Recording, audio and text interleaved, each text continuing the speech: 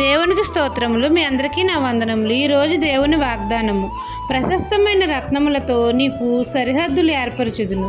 యెషయా గ్రంథము 54వ అధ్యాయం 12వ వచనము. సృష్టికర్త అయిన మన తండ్రి అయిన యెహోవా మన మీద జాలిపడుచున్నాడు. నిత్యమైన కృపతో మనకు వాత్సల్యము చూపుతున్నాడు. ప్రశస్తమైన రత్నములతో మనకు సరిహద్దులు ఏర్పరచుదును అని మనతో సెలవిస్తున్నారు. ఏ ఆదరణ లేక ఉన్న మనల్ని ఆదరిస్తానంటున్నాడు. నిరాశతో నిస్పృహతో కృంగిన మనల్ని లేవనెత్తుతానంటున్నాడు. మన తండ్రి అయిన యెహోవాకు మనం ప్రార్థన చేసినప్పుడు తండ్రి మన ప్రార్థన ఆలకించి మనందరి పట్ల కృప చూపి నీలాంజనములతో మన కట్టడలను కడతాడు. నీలములతో మన పునాదులను వేస్తాడు.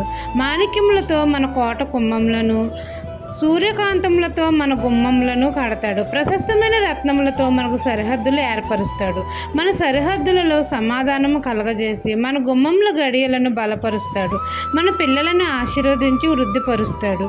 ఈ దిన వాగ్దానం మీ నా జీవితంలో నెరవేరాలని కోరుకుంటూ దేవుని సువార్త పరిచర్యలో మీ సహోదరి. ఆమెన్.